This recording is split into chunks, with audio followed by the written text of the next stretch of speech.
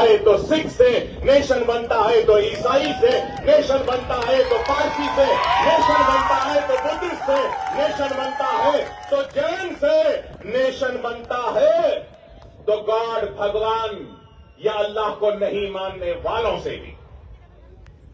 Nation का मतलब क्या है? जहां पे हर कोई रहता बसता है। और हिंदुस्तान में हिंदू भी है, मुसलमान भी है, सिख भी है, ईसाई भी है, पारसी भी है, बुद्ध भी है, जैन भी है और हर मजहब के, कई मजहब के मानने वाले हैं। इससे नेशन बनता है।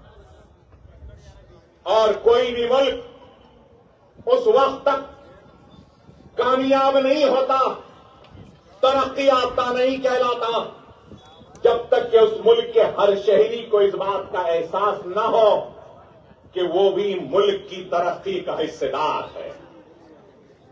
मैं आज इस फाउंडेशन स्टोन के जरिए मुसलमान बच्चों को नेशन बिल्डिंग प्रोसेस का हिस्सा बनाने के लिए आया हूं।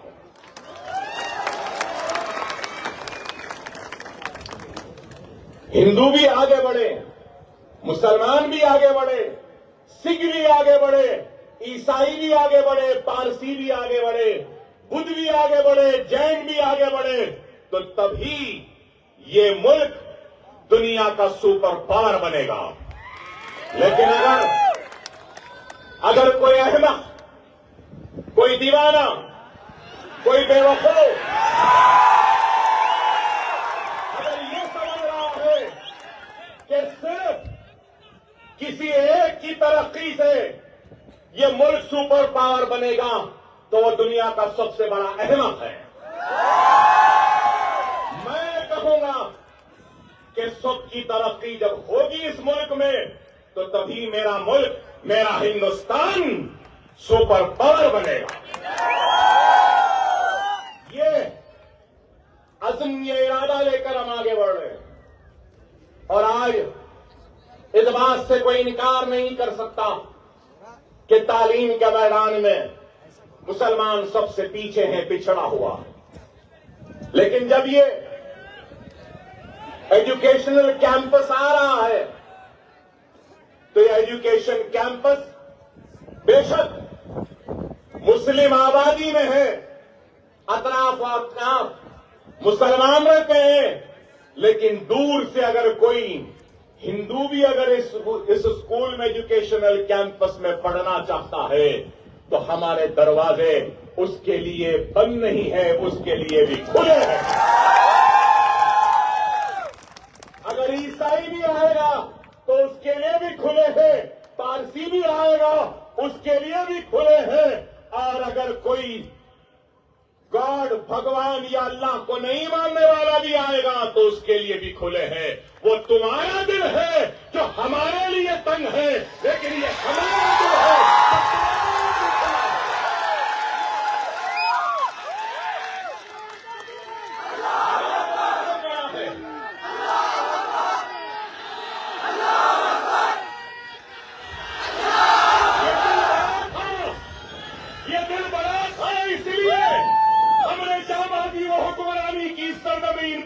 हमने दिलों को जीतकर अपने वसी दिल में हर किसी को जगह दी। इसलिए आज दुनिया शहंशाह अकबर को भी याद करती है, शहंशाह बाबर को भी याद करती है। ये वसी दिल ही था, लेकिन आज आपको और हमको इस बात पे गौर व फिक्र करनी होगी कि तालीम में आज क्या है।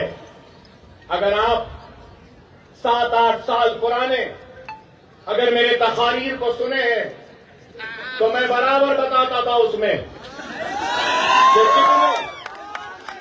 कितने ग्रेजुएट थे, कितने मुसलमान ग्रेजुएट हो रहे हैं। मैंने अपने तकरीर में बताया कि कितने ड्रॉप आउट्स हैं। मैंने महाराष्ट्र के हर तकरीर में बताता था कि महाराष्ट्र में कितने आईएएस मुसलमान हैं। कितने आईपीएस मुसलमान, कितने आईएफएस मुसलमान, कितने आईआरएस मुसलमान। हालात बहुत खराब है। आज आपको और हमको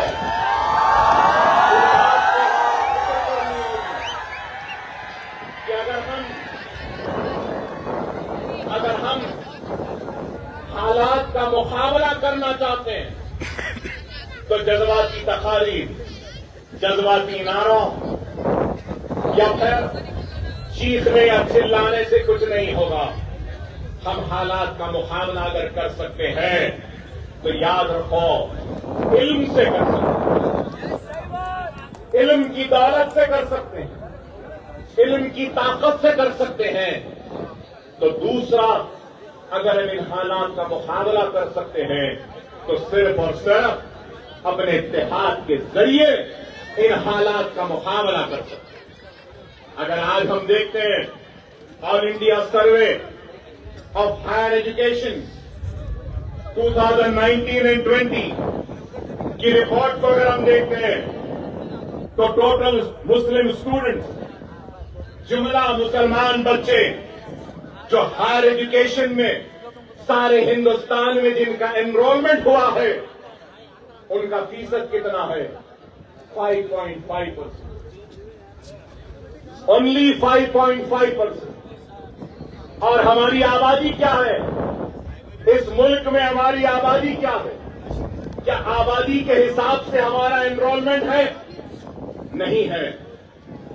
और अगर हम टोटल स्टूडेंट हायर एजुकेशन में 2019 और 20 में महाराष्ट्र में जिनका एनरोलमेंट हुआ है, उनकी तादाद देखते हैं तो 42,65,472 42,65,475 टोटल एनरोलमेंट हायर एजुकेशन में स्टूडेंट्स का। उसमें मुसलमानों का शेयर कितना है? गौर से सुनो मेरे भाई, मैं जानता हूं आप क्या सुनने आए हैं। आप जो सुनना चाहते हैं वो भी सुनाऊंगा, लेकिन पहले मैं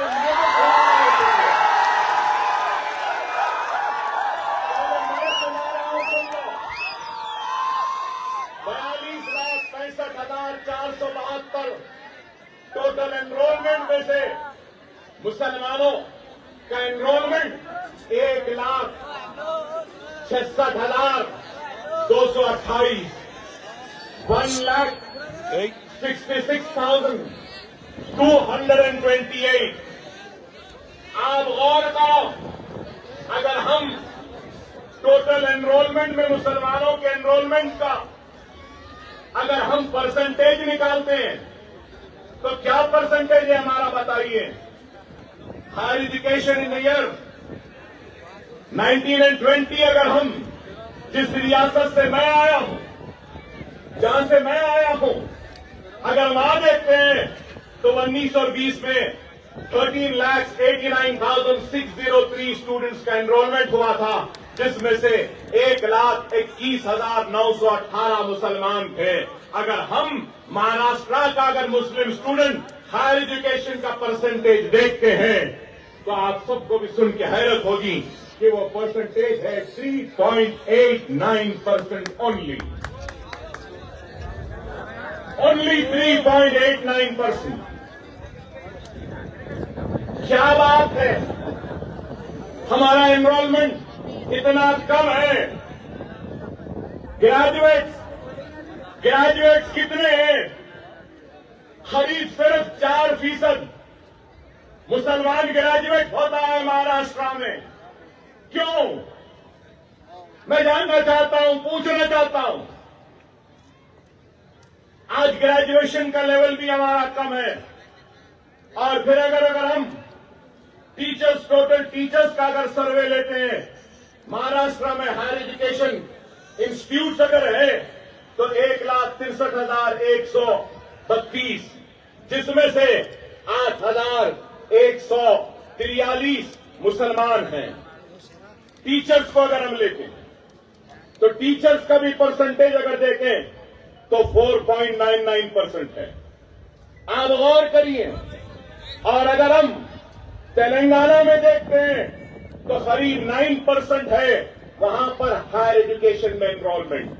और अगर हम यहां देखते हैं तो यहां पे एनरोलमेंट 3.8% है। तो आप गौर करिए कि क्या हाल है। उर्दू स्कूल्स का हाल क्या है वो भी आपके सामने बयान करूंगा। सारे हिंदुस्तान में सबसे ज्यादा उर्दू स्कूल अगर कहीं है या बच्चे हैं तो अल्हम्दुलिल्लाह वो महाराष्ट्र में। लेकिन unified district information system for education report for the year 2018 and 19 total schools Maharashtra में 1,09,942, जिसमें से 5,210 स्कूल उर्दू मीडियम के हैं और उसका परसेंटेज 4.73%। और महाराष्ट्र में उर्दू स्पीकिंग पीपल कितने हैं, उर्दू बोलने वाले कितने लोग हैं? 7% हैं और स्कूल 4%। टोटल मुस्लिम स्टूडेंट महाराष्ट्र में 2018 और 19 में 28,22,370 और फिर उर्दू में अगर हम देखते हैं तो 13,05,652। मतलब ये 46.26% Muslim students are studying through Urdu medium. मतलब ये कि 46% बच्चे जो एनरोल हुए वो उर्दू मीडियम में पढ़ रहे हैं। और अगर हम सबसे खतरनाक चीज जो ये देखने के बाद मेरे पास सामने आई है तो वो ये आई है कि जितने भी उर्दू स्कूल हैं उसमें 50% से भी कम स्कूल्स में फर्नीचर है और 23% ऐसे स्कूल हैं जहां पे कुछ फर्नीचर है। 90% स्कूल ऐसे हैं जहां पे कंप्यूटर लैब नहीं है, लाइब्रेरियन नहीं है। और फिर जब हम ड्रॉप आउट को देखते हैं तो हाई ड्रॉप आउट है। सबसे ज्यादा ड्रॉप आउट अगर कोई है महाराष्ट्र में तो मुसलमानों में है। अगर हम एससी और एसटी से अगर कंपेयर करते हैं महाराष्ट्र में सबसे ज्यादा ड्रॉप आउट। और आपको ये भी बताऊं औरंगाबाद में 2021 और 22 में 8,000 बच्चे 10th में इम्तिहान नहीं लिखे और ड्रॉप आउट हुए औरंगाबाद में। और अगर आपको ये भी बताऊं तो आपको सुनकर हैरत होगी। अगर 100 बच्चे स्कूल में दाखिला लेते हैं तो ग्रेजुएशन तक आने तक 100 घटकर सिर्फ 10 बच्चे हो जाते हैं। सिर्फ 10। मतलब एक stage by stage drop out है। ग्रेजुएट में आते हैं अगर 3.5 साल या 5.5 साल की उम्र में एक बच्चे को स्कूल में दाखिला देते हैं आप, वो ग्रेजुएशन तक जाता है। तो ग्रेजुएशन को जाते जाते अगर 100 बच्चों को दिए तो ग्रेजुएशन तक आने तक सिर्फ 100 के बजाय 10 ही बच जाते। और फिर ग्रेजुएशन का लेवल कितना है? 4%। प्रोफेशनल कोर्सेज, डॉक्टर्स, इंजीनियर्स कितने? Less than 1%। आईएएस, आईपीएस क्या है? वो भी परसेंटेज आपका पूरा गिरा हुआ है। मेरे पास बहुत से आदाद और शुमार लेकर आया था, लेकिन ये बातें बताना जरूरी है। इसलिए जरूरी है कि लोग समझेंगे कि अकबरुद्दीन ओवैसी आज ये स्कूल एजुकेशनल कैंपस का फाउंडेशन स्टोन रखा है तो सियासी मकसद के लिए रखा है। मैं बताना चाहता हूं उनको, इसके पीछे कोई सियासत नहीं है। अकबरुद्दीन ओवैसी जिंदगी में सब कुछ सीखा, अगर कोई चीज नहीं सीखा तो सियासत करना नहीं सीखा।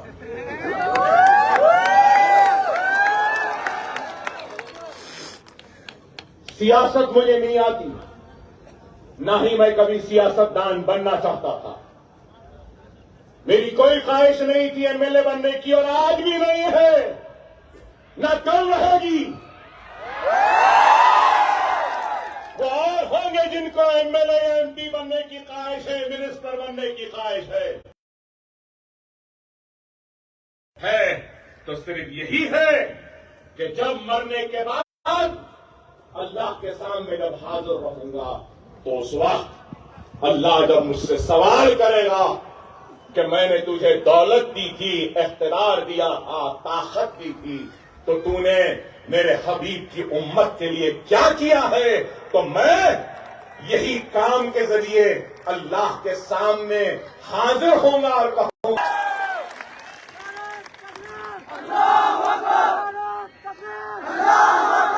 मैं कभी भी न शोहरत के पीछे भागा हूं, न कभी भी दौलत के पीछे भागा हूं, न कभी इख्तियार के पीछे भागा हूं। मुझे दुनिया में किसी का खौफ नहीं है, किसी से डरता या घबराता नहीं हो।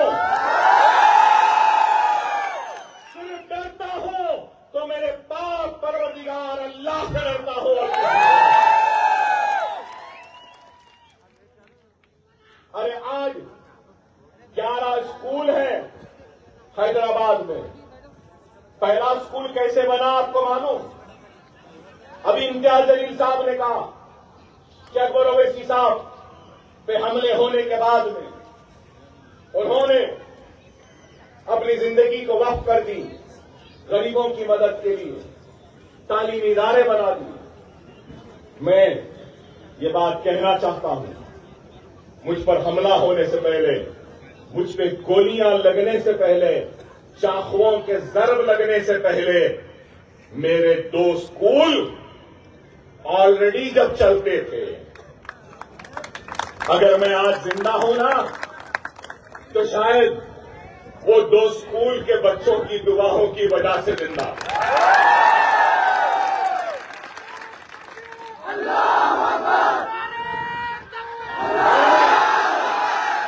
अपने पहले इलेक्शन की तकरीर में कहा था, मैंने अपने पहले इलेक्शन की तकरीर में कहा था कि अकबरुद्दीन ओवैसी इंतखाब लड़ रहा है तो एमएलए बनने के लिए नहीं, जब मैं मुंतखब हो जाऊंगा तो मैं मासूम बच्चों के खानों पे बस्ता और किताबों का बोझ देना चाहता हूं और इनके मासूम उंगलियों में कलम थमाना चाहता हूं। इस नीयत से इलेक्शन लड़ा और अल्लाह और उसके रसूल की कसम, मैंने अपने रहने के लिए घर बाद में बनाया। एमएलए बनने के बाद मेरी जो तनख्वाह थी 99 में, जो भी तनख्वाह थी हर महीने की बचाता था। हर महीने मीटिंग होती तो जाता था, क्योंकि मीटिंग में भी हमको सिटिंग फीस मिलती है। फिर दूर मीटिंग रहती, विशाखापट्टनम दूर, जो आंध्र प्रदेश था, तो दूर भी जाता था। प्लेन का टिकट देते थे तो कहता था नहीं, वो प्लेन के टिकट के पैसे दे दो, मैं गाड़ी में या बस में चला जाऊंगा, और वैसा जाता था। एक साल नहीं, 2 साल नहीं, 3 साल नहीं, 4 साल तक मैंने अपनी एमएलए की तनख्वाह को हाथ नहीं लगाया। और उसके बाद 50 लाख रुपये जमा हुए तो उन 50 लाख रुपयों से एक टूटा फुटा छोटा मोटा स्कूल तामीर किया। लोग बोलते थे स्कूल बनाएगा, कैसा बनाएगा?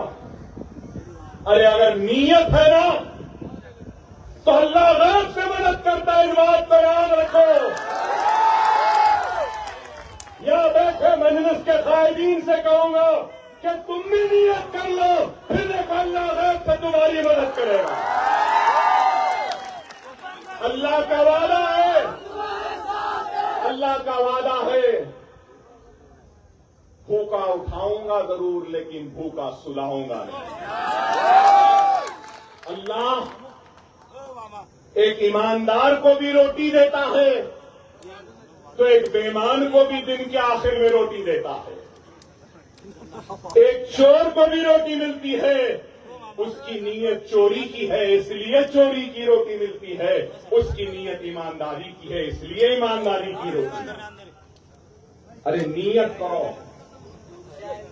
मेरे पास कुछ नहीं था, हर नमाज में अल्लाह गवाह है, सजदे में गिरकर अश्कों को बहाता था और दुआ करता था कि अल्लाह मेरे दुश्मन बहुत है, मुझे तू इतनी हयात दे दे कि मैं अपना वादा पूरा कर सकूं, एक स्कूल बना के इस दुनिया से रोक सकूंगा। और आज भी अगर औरंगाबाद को आया हो ये स्कूल बनाने के लिए, हाँ नीयत है, जेब में पूरा पैसा नहीं है, अल्लाह उसके रसूल की कसम नहीं है, लेकिन मुझे अल्लाह की जात पे कामिल भरोसा है, जैसा 11 मदरसे बने वैसे ये भी बन जाएगा, ये भी बन जाएगा। अरे अज़्म होना चाहिए, इरादा होना चाहिए, नीयत होनी चाहिए, इखलास होना चाहिए, खुलूस होना चाहिए।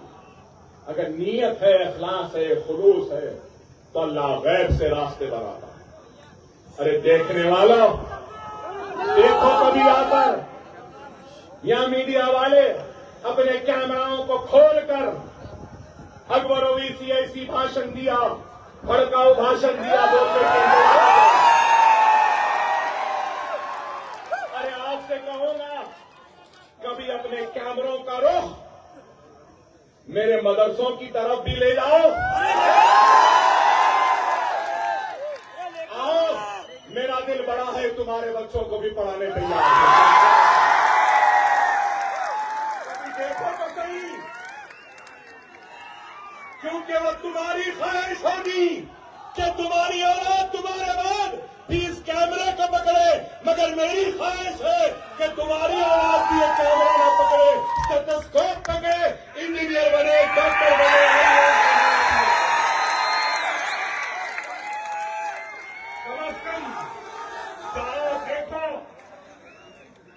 मेरा बल्लागुड़ा केजी का पीजी का कैंपस 2 लाख स्क्वायर फीट का है। टाटा अंबानी या फिर कोई बड़ा सरमायादार भी ऐसा स्कूल नहीं बनाया होगा जो सरकारी मदीना का ये गुलाम इतना बेहतरीन मदरसा बनाया है। देखो आप जाकर, देखने वाले कहते हैं क्या ये इंग्लैंड का स्कूल है, क्या यूनिवर्सिटी डाल दिए, शतरंजी बिछा दिए? नहीं, मेरा गरीब का बच्चा, अंबानी के बच्चा ऐसे स्कूल में नहीं पढ़ा होगा जैसा मेरे गरीब का बच्चा। दुनिया को बताना चाहता हूं, मैं वही हूं, मैं उन्हीं का जानशीन हूं जिन्होंने इस मुल्क को ताज की खूबसूरती दी थी,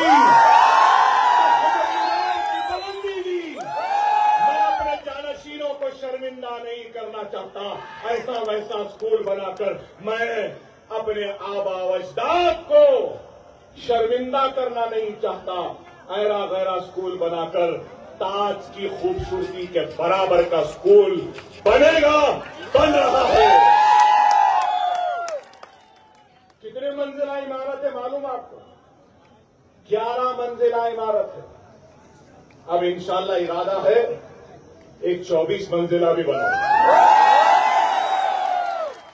पैसे नहीं है, यहाँ नहीं है।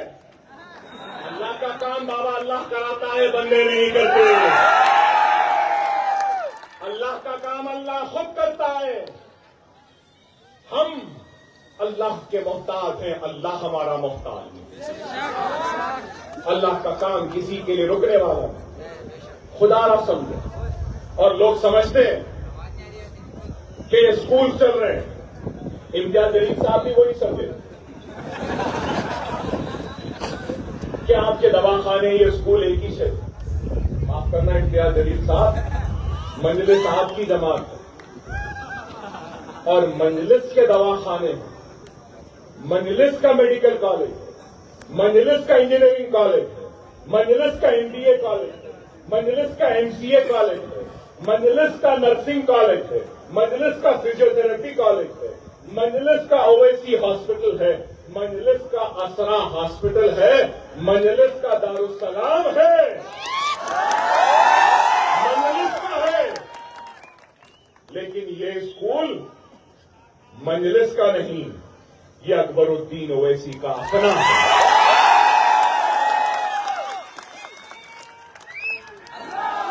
दवाखानों में जमात का पैसा लगता है, मेडिकल कॉलेज में मंजलिस का पैसा लगता है, इंजीनियरिंग में मंजलिस का लगता है, ये स्कूलों में अकबरुद्दीन ओवैसी का पैसा लगता है।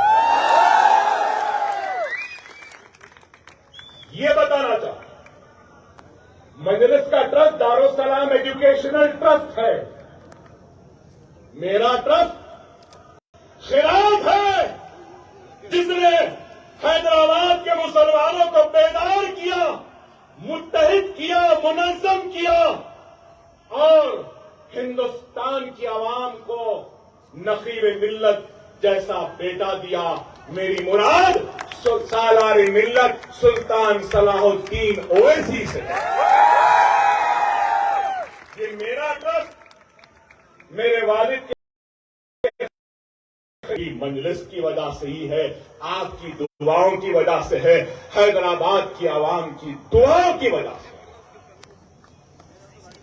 ये बात इसलिए कह रहा हूं कि कई लोग समझते हैं कि किधर से करेंगे।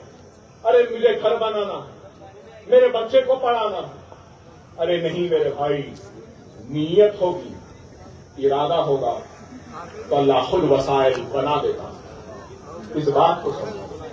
मेरी जिंदगी में कई मौजूदात हुए, कई मौजूदात हुए। 3 गोलियां ये हाथ पर कुड़ारियों से 70 से मारे, पेट में अदालत से बाइज्जत बरी हुई।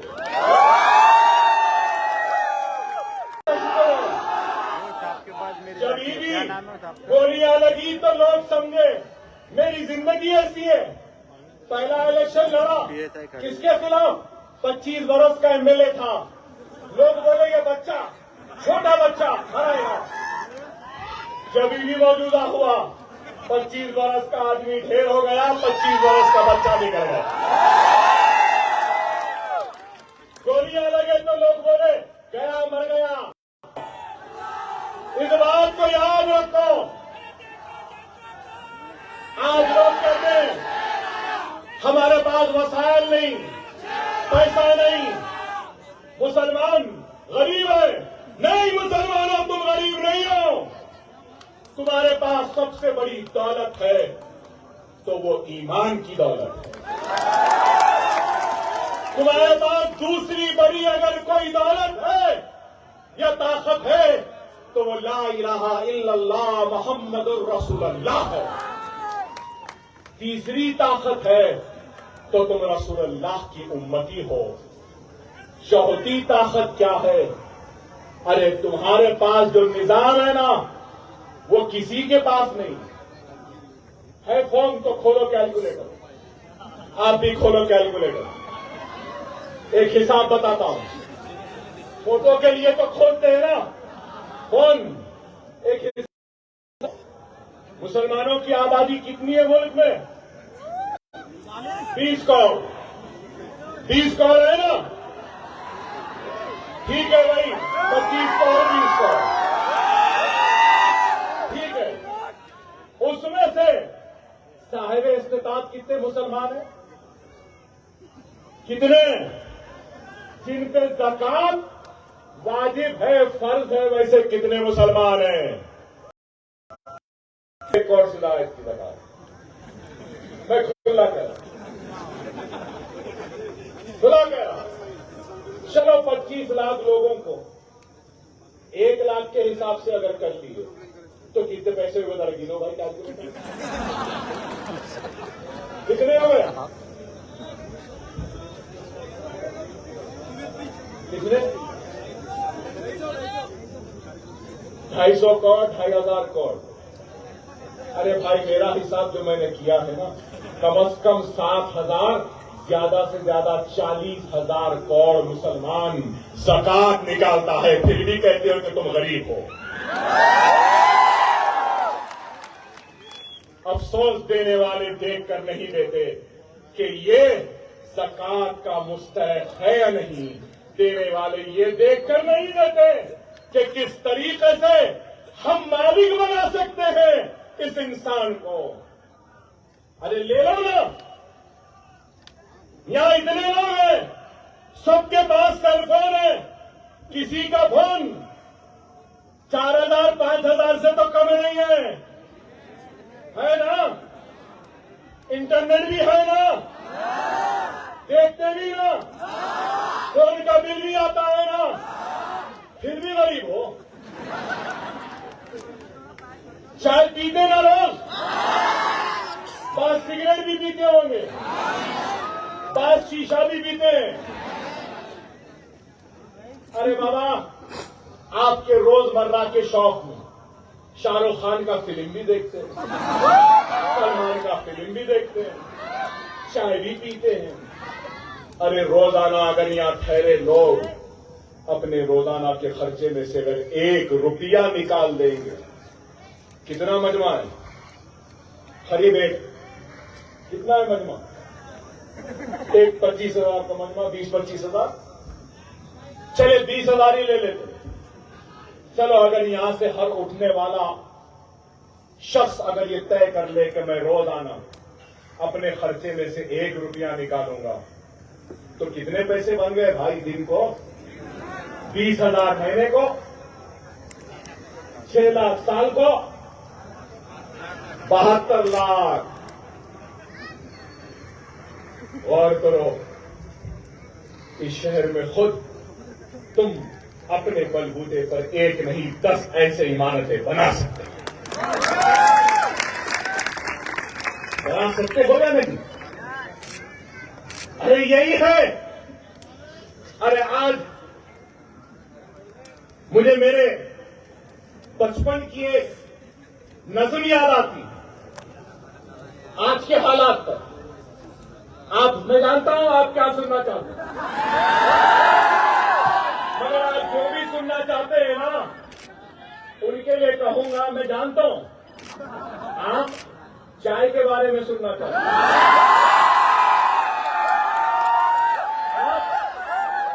कड़क चाय, नरम चाय, चाय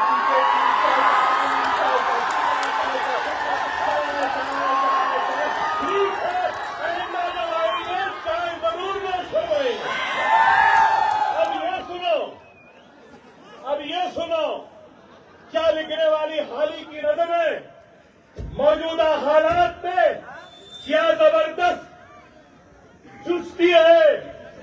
सुनो, अगर कौम की खिदमत करता है, एहसान तू किस पर करता है? अगर कौम की खिदमत करता है, एहसान तू किस पर करता है? क्यों गैरों का दम भरता है? क्यों खौफ के मारे मरता है? उड़बान कमर क्या डरता है? फिर देख खुदा क्या करता है। जो उम्र मुफ्त में गुजरेगी वो आखिर को पछताएगा। कुछ बैठे हाथ ना आएगा, जो ढूंढेगा वो पाएगा। तू कब तक देर लगाए, ये वक्त भी आखिर जाएगा। उड़बान कमर क्या डरता है? फिर देख खुदा क्या करता है। ये दुनिया आखिर फानी है और जान भी एक दिन। ये दुनिया आखिर फानी है और जान भी एक दिन जानी है। फिर तुझको क्यों है कर डाल जो दिल में ठानी है।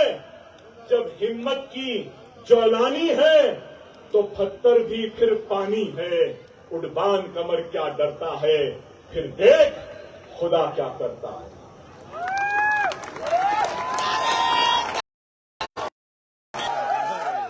तू तो नाखलफ है, घर से निकाला गया था, तेरा क्या जवाब। मैं क्या जवाब दूं? दूंगा जवाब जरूर। आऊंगा एक दिन फिर आम खास मैदान में, बहुत जल्दी आऊंगा। अकबरुद्दीन ओवैसी लड़ेगा, अपनी पसंद के मुकाम पे, अपनी पसंद के वक्त लड़ेगा।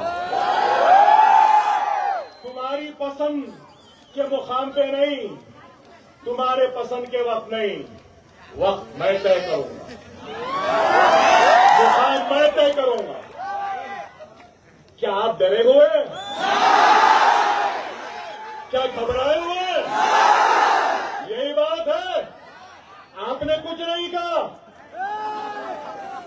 अरे आज इस मुल्क में नफरत की बातें की जा रही है, लेकिन अकबरुद्दीन ओवैसी नफरत का जवाब नफरत से नहीं, मोहब्बत से देगा। अज़ान की बात है, लिंचिंग की बात हो रही है, हिजाब की बात है, लेकिन याद रखो इन सब हालात से क्या तुम डरे हुए हो? करो क्यों कि तादाद में ताकत नहीं होती, इत्तेहाद में ताकत होती। 313 थे, इत्तेहाद था। 40 थे तो इत्तेहाद था। 30 थे तो इत्तेहाद था। बैतुल मुक़द्दस को सलाहुद्दीन अय्यूबी ने हासिल किया तो ज्यादा थी। बगदाद में लाशें सड़ती थी तो सड़ी हुई लाशों की बदबू, दिल्ली में लाश है तो लाहौर में उसकी बदबू आती। लेकिन क्या इस्लाम खत्म हुआ? अरे आज अगर कोई ये समझ रहा है कि तू हमको